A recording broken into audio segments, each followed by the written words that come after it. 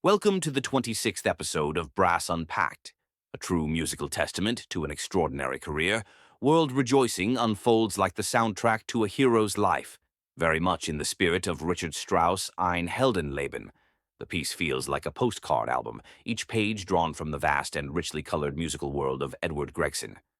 A composer whose journey began more than 50 years ago, Gregson has established himself as one of the true giants of the brass band tradition, leaving a lasting imprint on its sound, its writing, and the artistic ambition of an entire generation. The piece opens with its core theme, first introduced by the trombone, a musical idea that will return throughout 9 distinct variations, serving as the structural backbone of the entire work. That theme is none other than the Lutheran chorale Now Thank We All Our God by Jean-Sebastian Bach, a melody whose spirit of gratitude and celebration gives the piece its distinctly joyful character and ultimately inspires its title.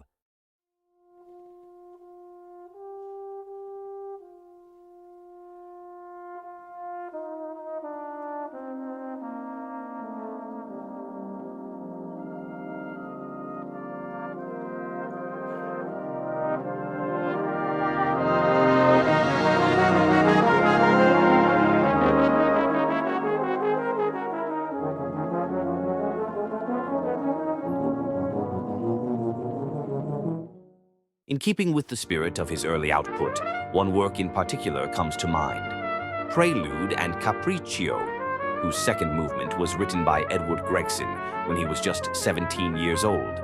It's no coincidence, then, that the very first variation bears the title Capriccio, a clear nod to the youthful energy, wit, and spontaneity that marked the beginnings of Gregson's compositional voice.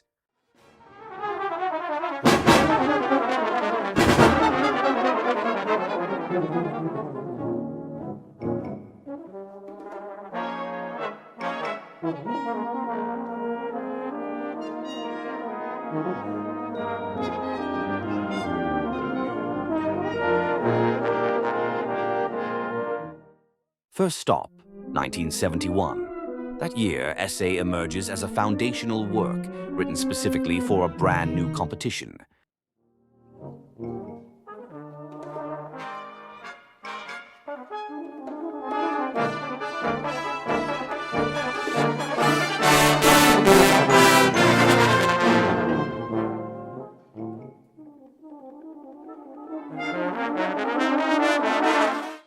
The movement closes with a striking double reference to Connotations, one of the cornerstones of Gregson's catalog, composed for the 1977 British National Brass Band Championships.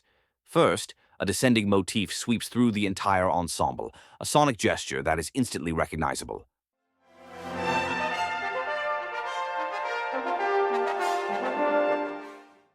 Then the main theme of Connotations emerges, passed to the Repiano cornet and the euphonium, sealing the movement with a clear and deliberate glance back to one of Gregson's most iconic works.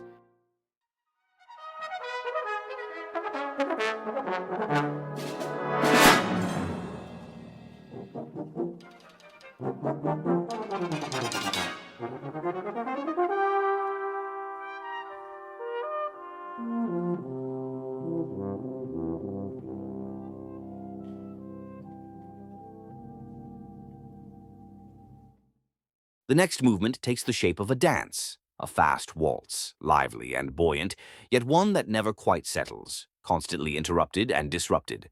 This deliberately unstable atmosphere clearly echoes Symphony in 2 movements, a work written in 2012 for the National Youth Brass Band of Great Britain.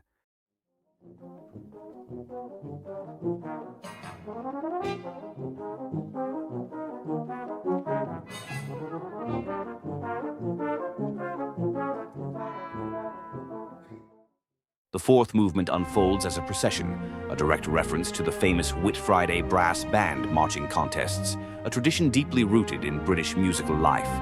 In Gregson's imagination, this movement draws on the solemn, dignified pull of the opening procession from the First Symphony by Edward Elgar, music that went on to become a national symbol, most notably heard during the funeral of Winston Churchill in 1965.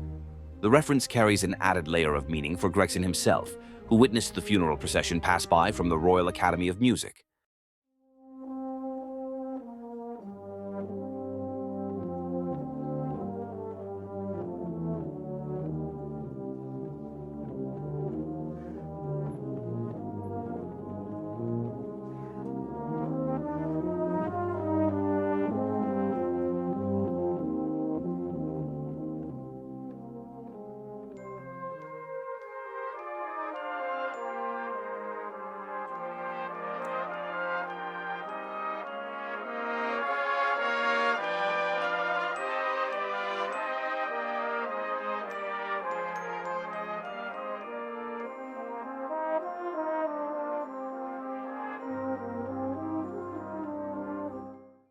If the first dance wore the darker colors of symphony in two movements, the second turns decisively toward the light.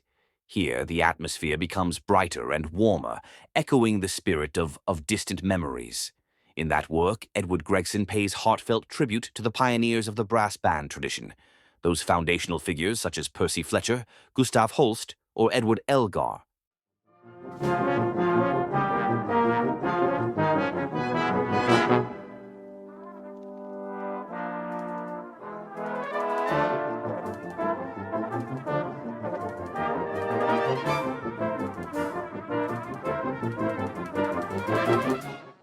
And just like the first dance, this second one does not end without another mirror held up to the past. It closes with a direct reference to Dances and Arias, a work composed in 1984 for the British Brass Band Championships. Conceived as a continuous suite, the piece allows dances and arias to flow seamlessly into one another, an idea that resonates clearly in the way this movement draws to its close.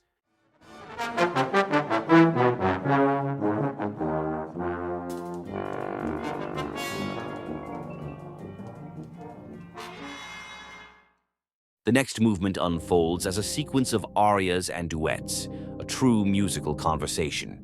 Lines intertwine and respond to one another, like two passionate lovers engaged in an intimate, expressive exchange. Within this delicate writing, Gregson slips in a subtle nod to Rococo variations, elegantly entrusted to the E-flat cornet. The work was composed in 2008 for the British Open Brass Band Championships and is built on a theme by Pyotr Ilyich Tchaikovsky.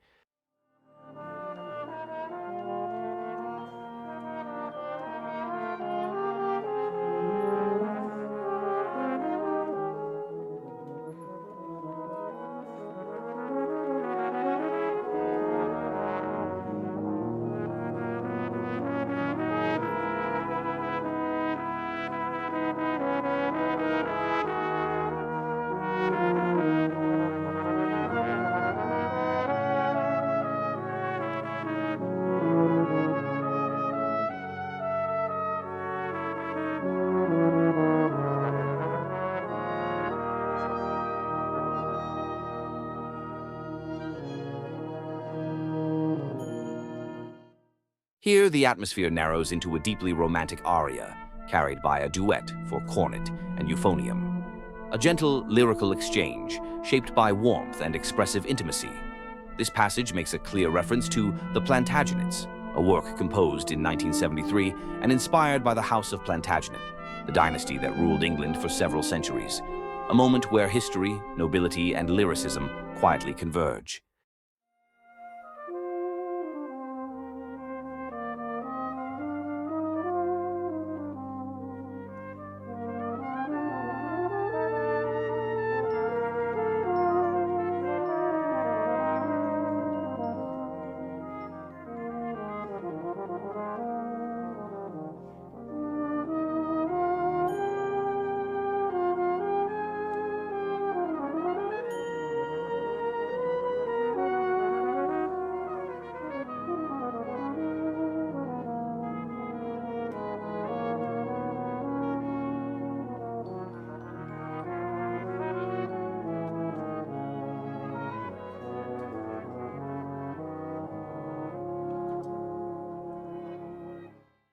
The movement reaches its climax in a majestic, full tutti, with the entire ensemble powerfully restating the principal Lutheran chorale, sounding like a collective and solemn declaration. As a final gesture, the texture then narrows, focusing on a theme entrusted to the baritone, drawn directly from Of Men and Mountains. A monumental score, a true symphonic portrait of the Rocky Mountains, composed in 1990 and dedicated to Eric Ball.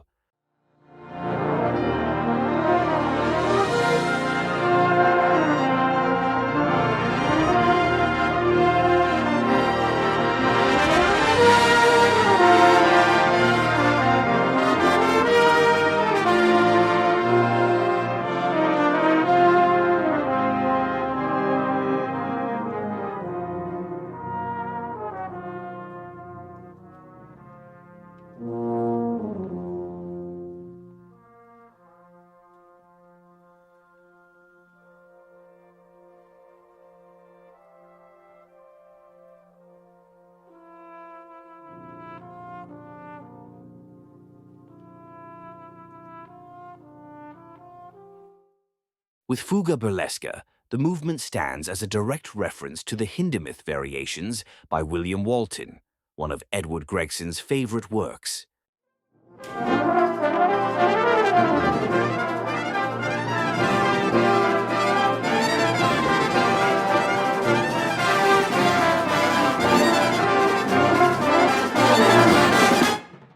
The music rises through a grand, expansive chorale, enriched with brilliant clusters of notes.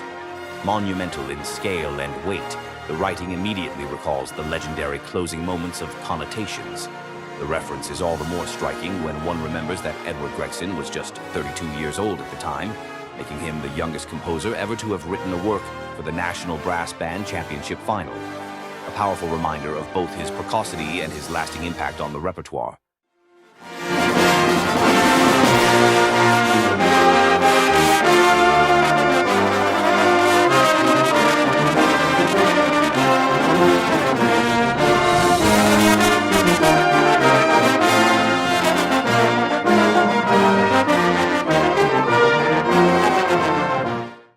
The piece draws to a close with a postlude that feels deeply retrospective.